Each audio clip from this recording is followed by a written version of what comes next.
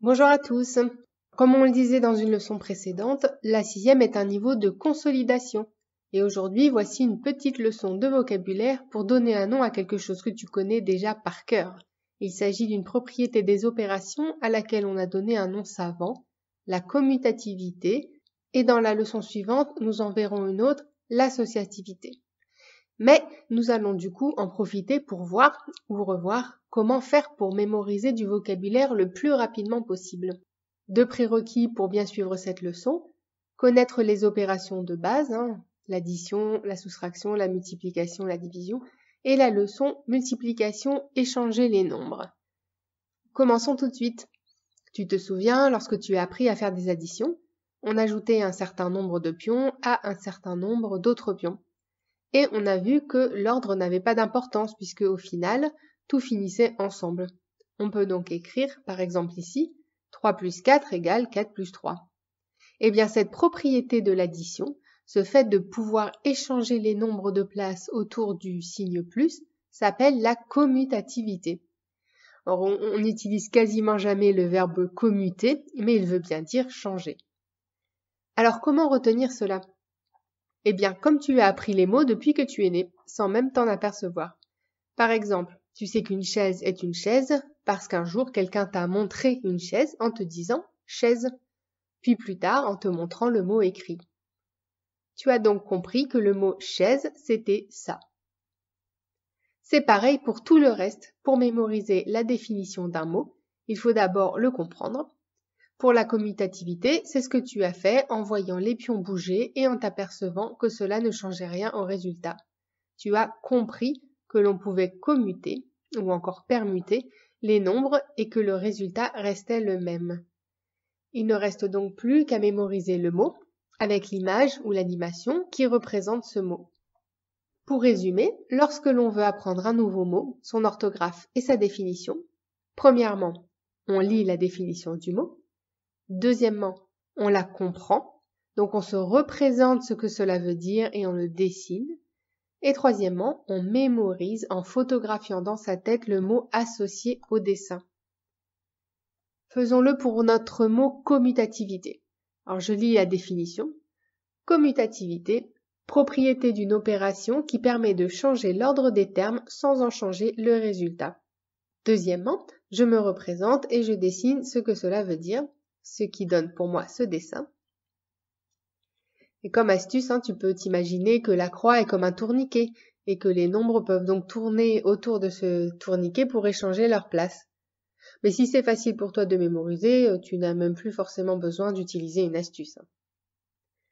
Maintenant, la troisième étape, je mémorise le mot avec le dessin. Pour mémoriser, on l'a déjà vu souvent, tu te souviens ? Je dis de bien regarder l'image pour la photographier dans ta tête. Je dis souvent de fermer les yeux, mais tu n'es pas obligé. Et tu as peut-être même déjà remarqué que quand tu repensais à quelque chose, tu levais les yeux en l'air d'un certain côté. Eh bien, effectivement, on a remarqué que ça aidait à se souvenir et à mémoriser. Donc, n'hésite pas à le faire. Souvent, c'est mieux de regarder en haut à gauche, mais pour toi, c'est peut-être en haut à droite. Et comme je ne te connais pas, je ne peux pas dire. Donc, fais comme tu as l'habitude de faire quand tu cherches à te souvenir. Regarde l'image, tu vois le mot, les nombres qui bougent autour du signe. Continue à voir l'image dans ta tête. Vois bien toute l'image. Est-ce que tes yeux veulent revoir ? Si oui, tu le refais autant de fois que tu veux. Regarde l'image, tu vois le mot, les nombres qui bougent autour du signe. Continue à voir l'image dans ta tête. Vois bien toute l'image.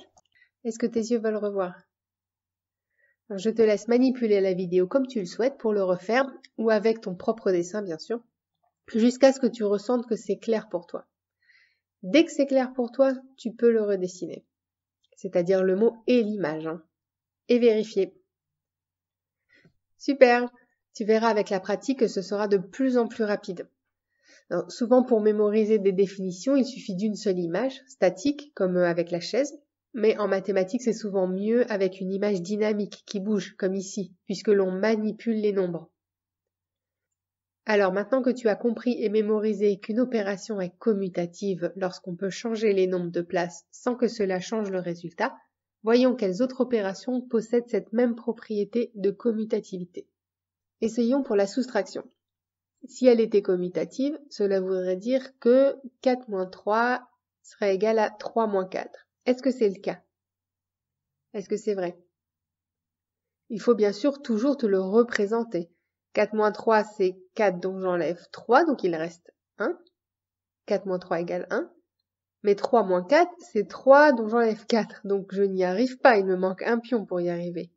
Donc 4 moins 3 et 3 moins 4, ce n'est pas du tout pareil. Donc la soustraction n'est pas commutative. Pour t'en souvenir, tu peux soit refaire le test à chaque fois, soit mémoriser par exemple une image comme ça, ou tu peux éventuellement imaginer que le signe moins est comme des chaînes qui empêchent les nombres de bouger autour. Poursuivons alors avec les autres opérations, par exemple la multiplication. Est-elle commutative? Qu'est-ce que tu en penses?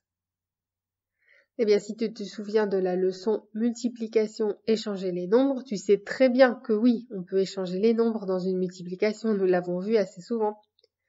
2 fois 4 et 4 fois 2, c'est pareil, au final, cela donne 8 pions. Donc, la multiplication est bien commutative. Là encore, tu peux t'imaginer que la croix est un tourniquet et mémoriser l'image des nombres qui tournent autour du tourniquet pour échanger leur place. Et la division. Que penses-tu par exemple de 2 divisé par 4 par rapport à 4 divisé par 2? 2 divisé par 4, c'est égal à un demi, donc 0,5.